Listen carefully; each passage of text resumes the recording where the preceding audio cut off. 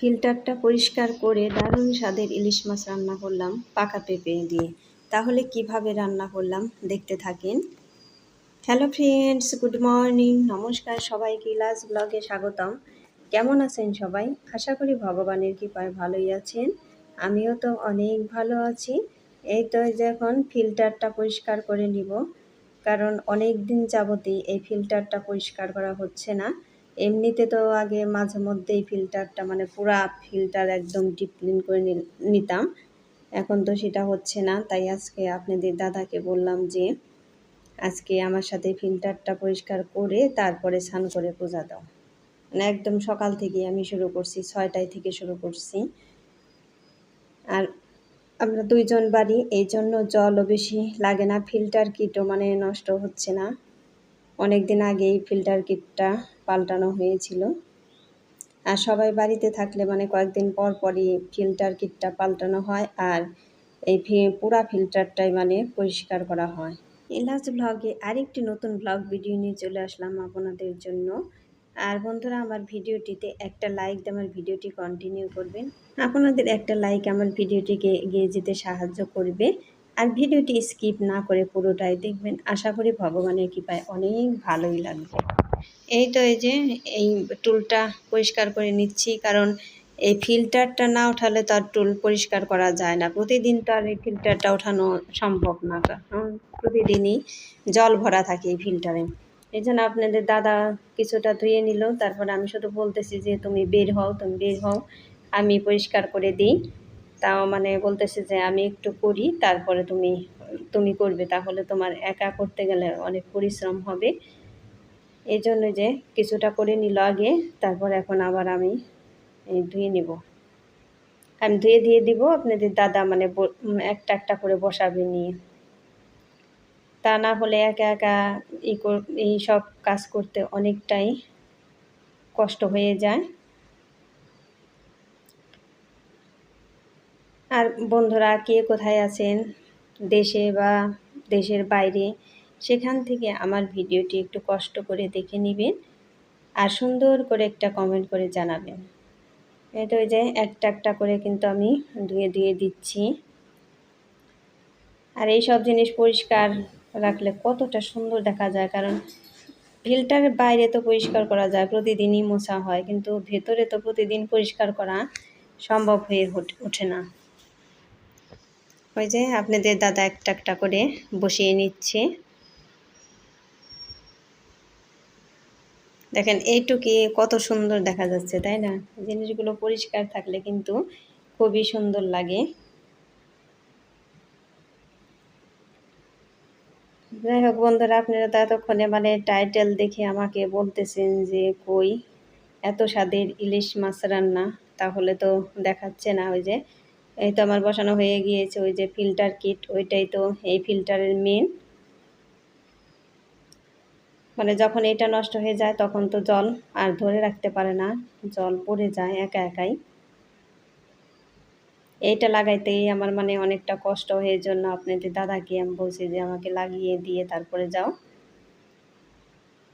ওই যে আপনাদের দাদারে কিন্তু কষ্ট হচ্ছিল লাগাতে। এই তো আমার সব সেট করা হয়ে গিয়েছে, এখন আমি জল দিয়ে নিব। আর ওই নিচে যেটা দেখলেন ওইটার মধ্যে আমার 6 মগ জল লাগবে। আমি মোটামুটি মানে 9 মগ জল দিয়ে নিয়েছি। 9 মগ জল কিন্তু অনেক, সব তো আর আপনাদের দেখানো সম্ভব হয়নি। আর এই যে তারপর ইলিশ মাছটা আমি আগেই ভিজিয়ে রেখেছিলাম। এই দেখেন কত বড়, মানে 1 কেজি ওজনের ইলিশ মাছ। মাছটা দেখেন সাইজেও কত সুন্দর দেখতে। আমাদের আবার কিনতে গেলে পরে জেলেরা মানে নিজেরাই পছন্দ করে দেয় যে এই মাছগুলো খুব টেস্ট হবে, এগুলো নিয়ে যান। আর মাছটা খুবই ভালো, আর তেলও একদম।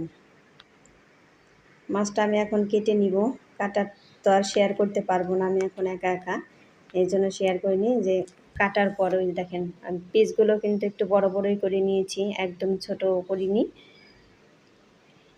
ওই যে ওইটুক মাত্র ডিম হয়েছে এত বড় মাছে।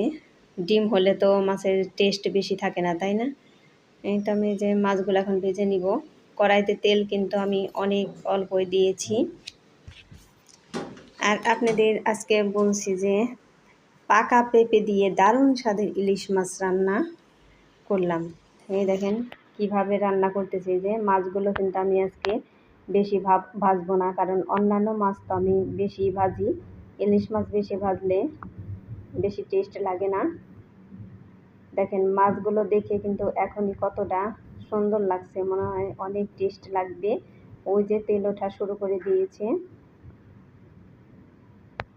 প্রচুর তেল মাছে। এই তো আমি এক উল্টান দিয়ে কিন্তু মাছগুলো উঠিয়ে নিচ্ছি। এখানে দেখা যাচ্ছে যে মাছগুলো অনেক ভাজা হয়েছে, আসলে তা না, মাছগুলো বেশি ভাজিনি। মাছগুলো খেতে তো খুবই টেস্ট হয়েছিল।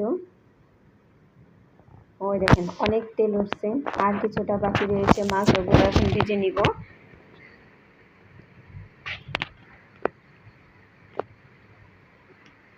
আর বন্ধুরা, আমার এই ব্লগ ভিডিওটা আপনাদের কেমন লাগে, ভালো লাগলে একটা কমেন্ট করে জানাবেন। আর আমার ভিডিওটি যদি একটুকু ভালো লেগে থাকে তাহলে একটা সাবস্ক্রাইব করে পাশে থাকা বেল আইকনে ক্লিক করে দিবেন, তাই নোটিফিকেশন চলে যাবে সবার আগে আপনার কাছে। আর বন্ধুরা, আমার ভিডিওটি তো অর্ধেকের বেশি দেখা হয়ে গিয়েছে, তাহলে আর দেরি কেন, পুরাটাই দেখে নেন, ভালোই লাগবে। এই যে তেজপাতা দিয়ে জিরে সম্বার দিয়ে তারপর আমি কাঁচামরিচের সম্বারে দিয়ে দিলাম। কাঁচামরিচ সম্বার দিলে টেস্ট অনেক ভালো আসে। ওই যে দেখেন পাকা পেঁপে, আসলে কুমড়ো আর হলো পাকা পেঁপে। পাকা পেঁপে কেমন পাকা, মানে একটু একটু লাল হয়েছে। একদম পাকা পেঁপেতে তো আর খেতে ভালো লাগে না, তাই না? কুমড়ো দিয়ে ইলিশ মাছ তো এমনিতেই ভালো। তার মধ্যে আমার কুমড়োটা একটু কম ছিল, পেঁপে ছিল, এর জন্য পেঁপে কুমড়ো দুইটাই মিশিয়ে দিয়েছি। আর এভাবে তরকারি তো খুবই টেস্ট হয়। আর পেঁপের তরকারি তো সবসময় ভালো, সবার জন্যই খুবই উপকার। যারা খান না এইভাবে তারা একবার হলেও রান্না করে খেয়ে দেখবেন যে আমি কি মিথ্যা কথা বলছি নাকি। না, সবার মুখে তার সব কিছু একরকম স্বাদ লাগে না, তাই না? কিন্তু এইভাবে রান্না করলে অবশ্যই স্বাদ লাগবে, আপনারা একবার খেয়ে দেখবেন রান্না করে। এই তো এগুলো একটু ভেজে নিয়েছিলাম, তারপরে যে পরিমাণ মতো জল দিয়ে দিলাম, আর সাথে ডিমও দিয়ে দিলাম। একটু জাল হলে পরে আমি মাছগুলো দিয়ে দিব। আর রান্না তো খুবই টেস্ট হয়েছিল। ওই যে মাছগুলো কিন্তু দিয়ে দিচ্ছি আমি।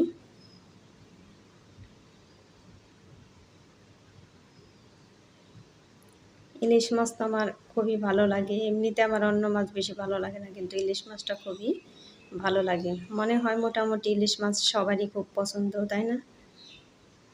এটা মাছগুলো দেওয়া হয়ে গিয়েছে, এখন হাই ফ্লেমে জাল দিয়ে নেবো। ওই দেখেন কত তেল, আমি কিন্তু মাছ একদম ছাইবে ছাইবে উঠিয়ে নিয়েছি, তারপরেও কত তেল উঠছিল। এই তো আমার তরকারি হয়ে গিয়েছে, জিরে গুঁড়ো দিয়ে দিলাম।